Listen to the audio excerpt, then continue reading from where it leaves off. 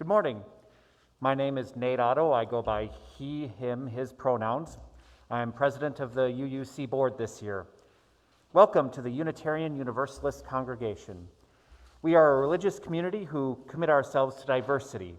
We hope to nourish human differences, those of race, gender, age, ability, sexual orientation, political views, culture, class, and religious belief. Welcome to all who treasure freedom of conscience in the search for truth. We promise to do our best to provide you a spiritual home. We extend a special welcome to our visitors today. We hope you follow our Facebook page.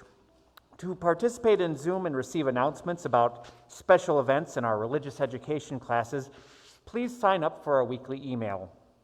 There should be a link in the comments section on our Facebook page where you can sign up. One quick note, we want to hear from you. Members, visitors, and friends of the congregation like you are welcome to give input. Today, there will be a meeting after service via Zoom and in person.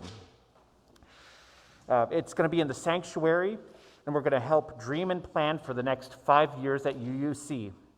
We hope you'll join us for a strategic plan input session at 12:30 right here in the sanctuary and via Zoom. Thank you to all joining us in person and online today.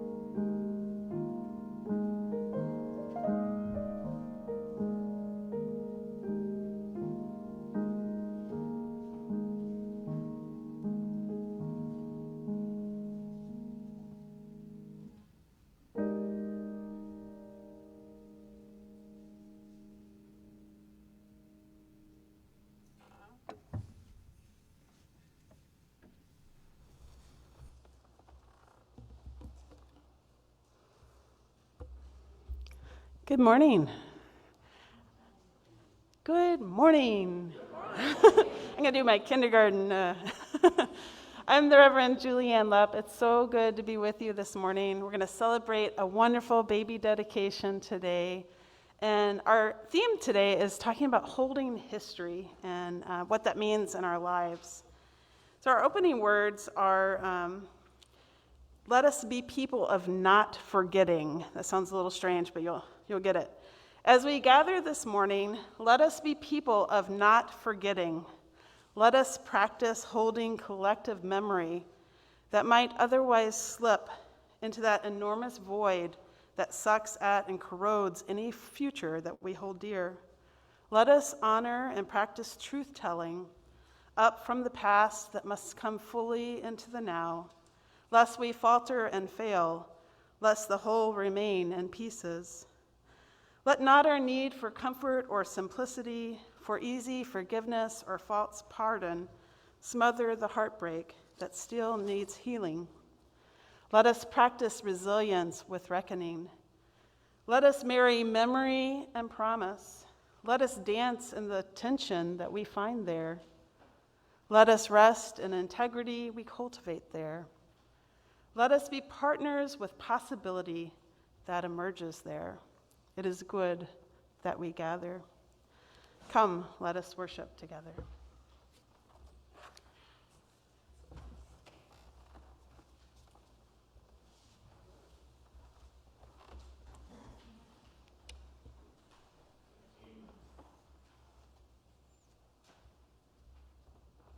Please join me in reading the words printed in your program. We light this chalice in honor of the history that holds and heals us, for the stories of heroism that inspire our own, for the faces of loved ones who have passed, in whose images we see our better selves, for reminders of those who paved the path on which we travel and blessed us with advantages we didn't earn all on our own. These memories do not live in the past. They carve the contours of our present. They throw themselves into our futures and lure us into building a life better for all. They are here today. Look, listen, let them in. May their light guide our way.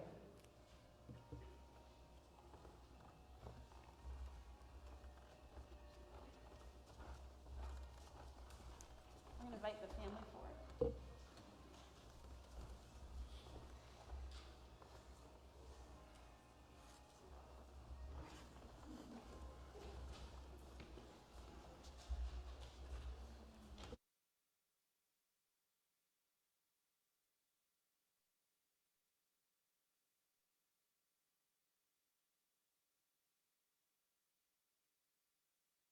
May this life, which we welcome into our community of ideals and friendship, receive the blessings of health, love, knowledge, and wisdom, and in its turn give back to the common heritage, which endures from generation to generation.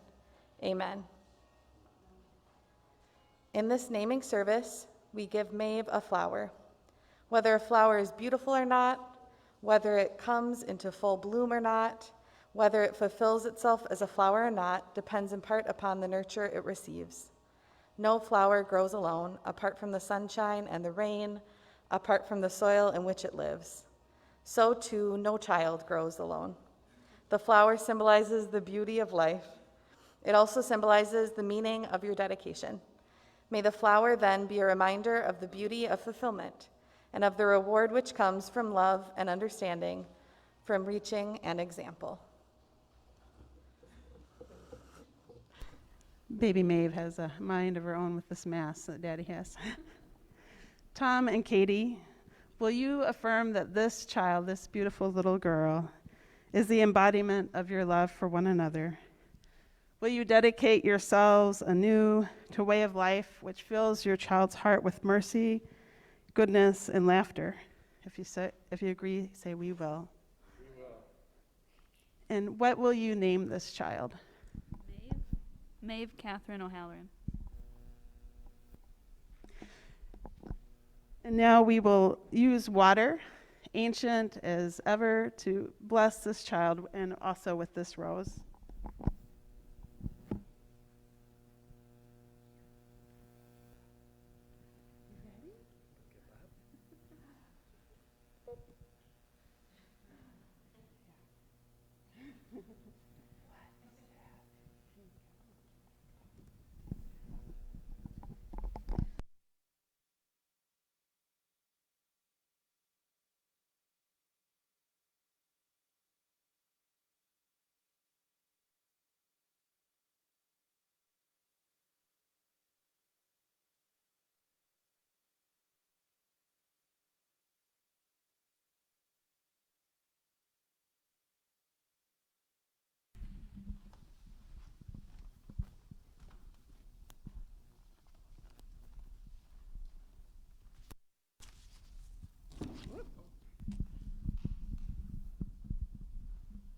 All right, everybody hear me okay?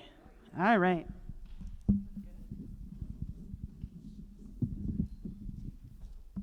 If you'll join me in the response found in your order of service. As we contemplate the miracle of birth, as we renew in our hearts a sense of wonder and joy, may we be stirred to a fresh awareness of the sacredness of life and the divine promise of childhood. May we so live that our children may acquire our best virtues and leave behind our worst failings. May we pass that light of courage, compassion, and questing spirit. Amen. And if everybody can give a warm welcome to Maeve and the O'Hallorans.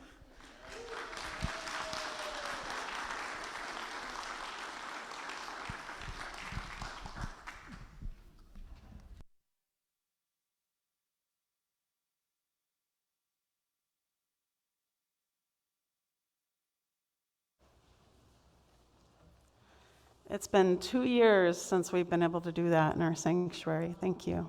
It means a lot. For those in person, if you look in your bulletins, there is a handy dandy little envelope. Yay! And for this, every week in our congregation, we take up an offering. It's good to remind ourselves that the offering is symbolic as well as practical. We know that through pledges, we build our budget and fund our yearly programs, pay our staff, and finance the heat and care of this building. But we also do amazing work in the community.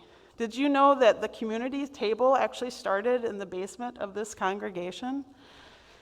In this month, our 50-50 Share the Plate is for Chippewa Valley Bridge Builders, and that helps out refugee families, both Honduran and from Afghanistan. So if you want to, you can scan from your order of service. We're so technological. If you're in person, you can put the envelope in the back. You can also text to give, 84321. With gratitude for the abundance in our lives, we give to help people in need and to support the work of this congregation. The offering will now be given and so very gratefully received.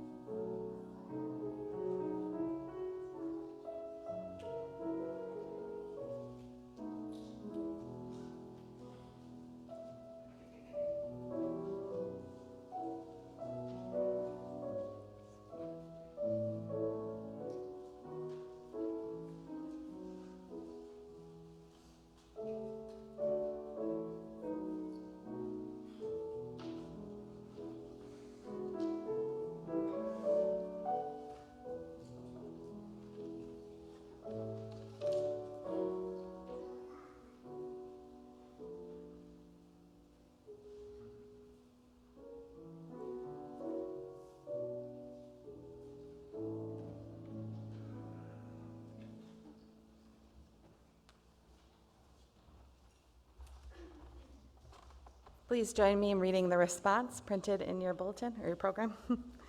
From you I receive, to you I give, together we share, and from this we live. Our reading today is called A Recipe for Resilience from Margaret. This recipe has been tweaked over time, so adjust as necessary. Sometimes it yields more servings than anticipated. Sometimes it needs a bit more of this ingredient or that. It comes from generations who have gone before me, and I've added my own flavor along the way. A recipe for resilience. 1 part courage, 2 parts tears of failure and doubt, 1 part deep listening, 1 part each of both silence and laughter, a dash of trust, a pinch of wonder, a heaping scoop of naps and snacks. In a separate bowl, mix together family, friends, and those who challenge you in your best self, those with whom you disagree. Add slowly to the large pot, add a bay leaf for, well, whatever it is bay leaves do, and let simmer for as long as you need, which is often longer than you realize or anticipate. Keep the heat at an even temperature, hot enough to cook throughout, but not so hot it burns the bottom. Can be served at room temperature, warm, or even cold if necessary. Serve alongside your favorite soft blanket, dog, cat, or other soft item. Make often. Share with others. Hold on to the leftovers. You'll need them after a long day that challenges your soul.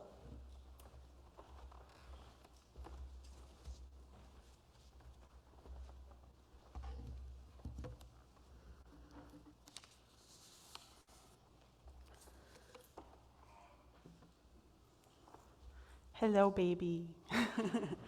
It's so nice to hear baby coos.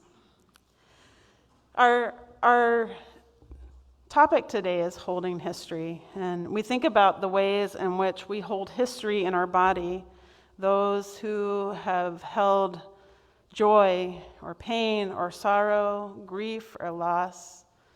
I know when I lost my mother at 26, I felt it in my body that I was the premier generation. It was a strange feeling of changing history in my life. And the grief would take me in times that I didn't expect, like in the near the frozen peas at the grocery store. You end up crying and feel it somewhere in your body. The stories that we tell about ourselves have power, and we think about who has the power to determine what is true. Is it our families that tell us, well, you're the youngest child, you're creative, your brother's the smart older one, you're the middle troubled one, but we know that you have potential. These stories come up sometimes about maybe how we acted when we were younger. And as we change and grow, hopefully our story changes with us, and we can help those around us acknowledge those changes. When I was very young, I was the person that made everything better. I would, dance and say, oh, it's okay, let's make everything better. And so I was the caretaker, so to speak. And my brother was that one who went on to be a doctor and was very serious. And my sister was the middle one. She was the practical one. But somehow in those stories, we need a chance to also be smart, to be practical, to be creative. And it's powerful to do that. And we've seen in our own state how when the power to determine what is true is taken away from people. We've seen that in anti-racism work, to walk down the street and see someone, if they're determined by what they're wearing, the color of their skin, or the condition in which they greet us, we have our assumptions. But do we have the power to determine their story, or do they? And I think as a society and as a congregation and as a people, it's a powerful thing to think about our story and other people's stories. We think about school and kids that get bullied, just because they might have a different gender than what appears to be presenting. Do they get the power to choose how to be called, what their pronouns are, or whom they love, and honor that their body is good and holy also? So the stories that shape us are powerful. And I want you to think about what kind of recess experience you might have had when you were little. Were you invited to play on the games? Did you stand on the side of the playground and miss out on some of those things? Or were you the kid that was running out there and kicking the ball and getting into the mix of things? I want to tell you a story and think about what that was like for these kids here. In 1976, there was a Special Olympics in Seattle, Washington. 9 contestants started at the starting line of the 100-yard dash. And at the sound of the starting gun, boom, they all started off in their own way, making their best effort to run down the track to the finish line.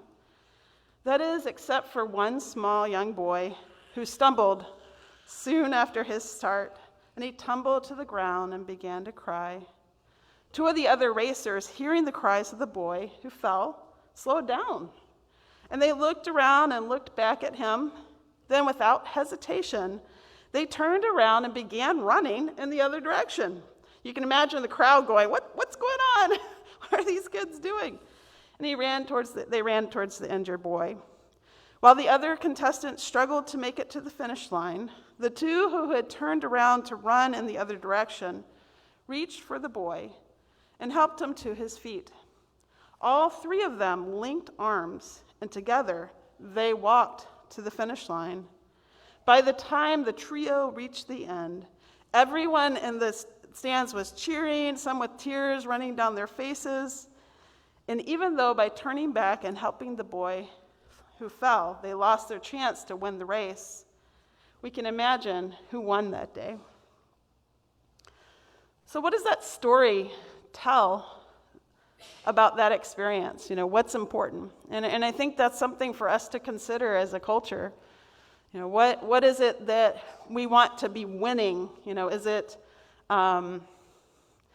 winning when we help someone cross the street?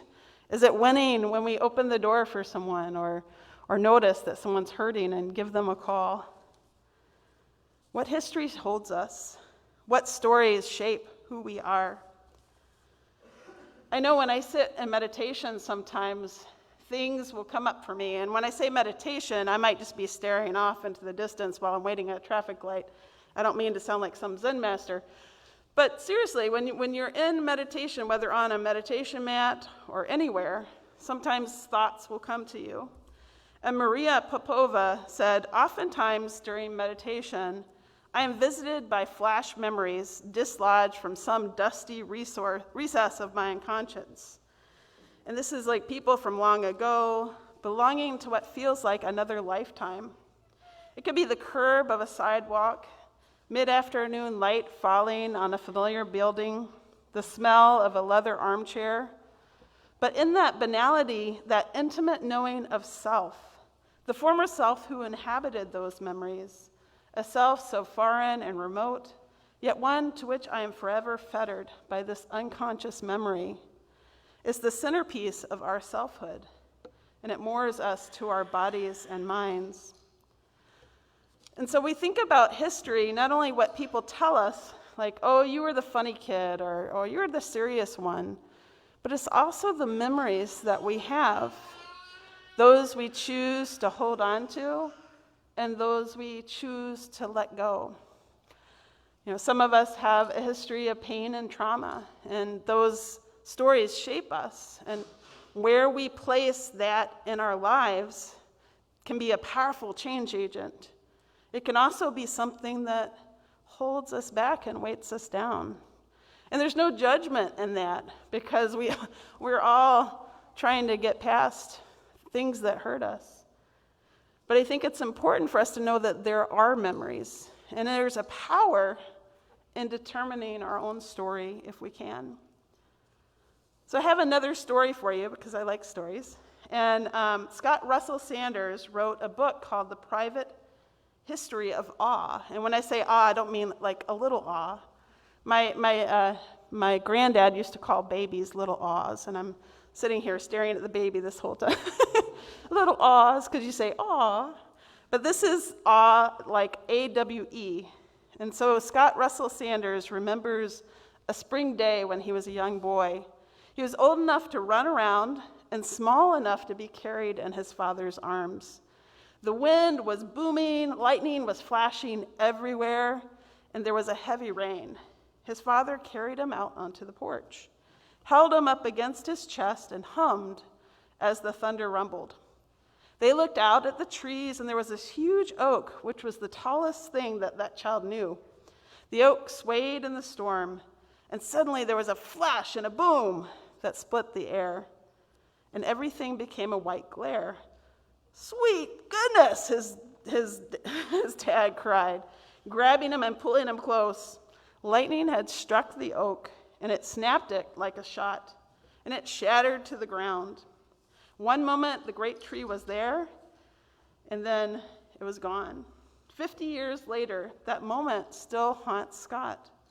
There was a power and energy, a wildness, and he said, the sky cracked open to reveal a world where grown-ups were tiny, and houses were toys, and wood and skin and everything was made of light. Isn't that interesting how memories can be powerful like that? I have memories of my Nana, who is complicated how I remember her. She was one of the most racist people I have ever met. She was also my Nana, and it's complicated.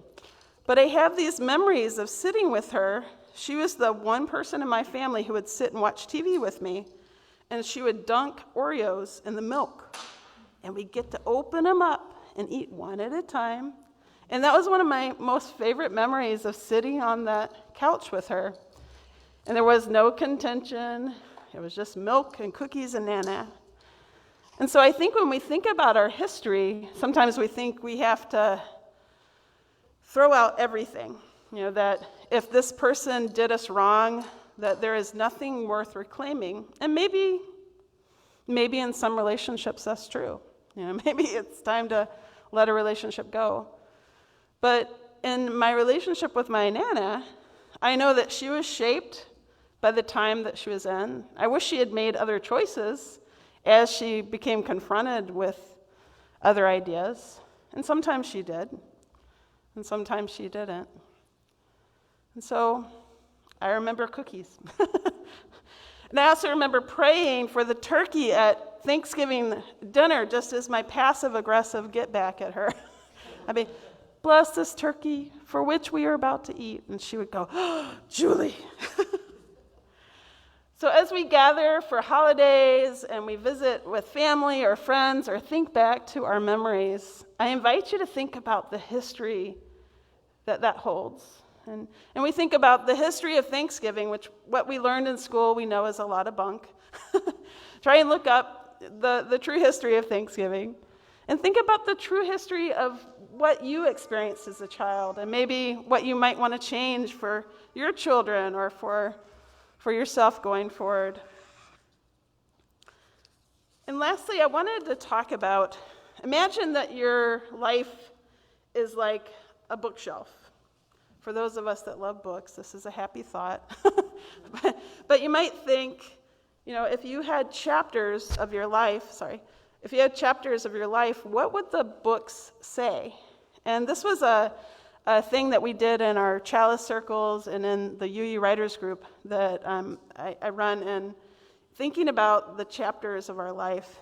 And, we can think about like this congregation.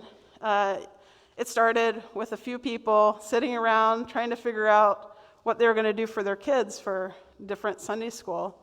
And now we're in this historic building and doing things on Zoom and on Facebook, and cute little babies getting blessed, and the dream grows. And so when I think about significant parts of my life, I think about the choices that I made in my career. Believe it or not, I started off my life as a stockbroker, and that wasn't my first job. But part of that was to prove to my family that I wasn't just the creative one. I was smart, and I could do stuff, and I made myself miserable doing it. But I actually learned a lot of good things doing that. But the problem is that when we spend our time trying to prove ourselves, we forget to be happy. And we forget that our story belongs to us. And so along the way, when my mom got sick and died, like many, you question, what's the purpose of life? And so that's what led me to where I am now. And so I invite you to think about, what are those chapters in your history or your story? What are those things that are important? And when we look at our own community, and we think about the work that we can do as people, the anti-racism work, is our story going to be Black Lives Matter? Is our story going to be that we close our eyes and eat cookies on the couch all the time instead of some of the time? And I think that that's a spiritual practice of being awake, speaking up. On the 20th was the remembrance of Transgender Day of Remembrance for all the people who have died because of their gender. And not only do transgender people die, but especially transgender people of color are highly at risk. And what I love about this congregation is the little people say, "This is the Rainbow Church," because it's welcoming. And, we try and work hard to speak up, to stand up, to be present, and let love be the story on that bookshelf. Thank you for remembering that the story involves love. Amen.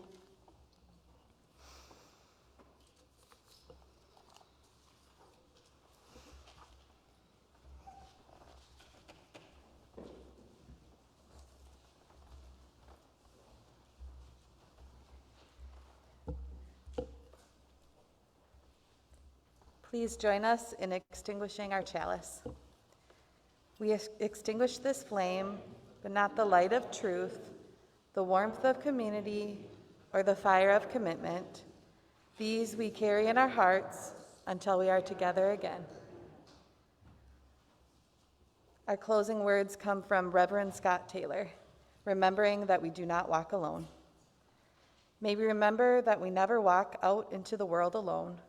We stand on the shoulders of brave and generous ones who have gone before. We walk beside companions ready to catch us when we fall. We hold memories of dear ones in our hearts who keep us connected to our center. May we make this our most important work, to remember that who we are does not end at the edges of our own skin. Thank you so much for being here today with us in service.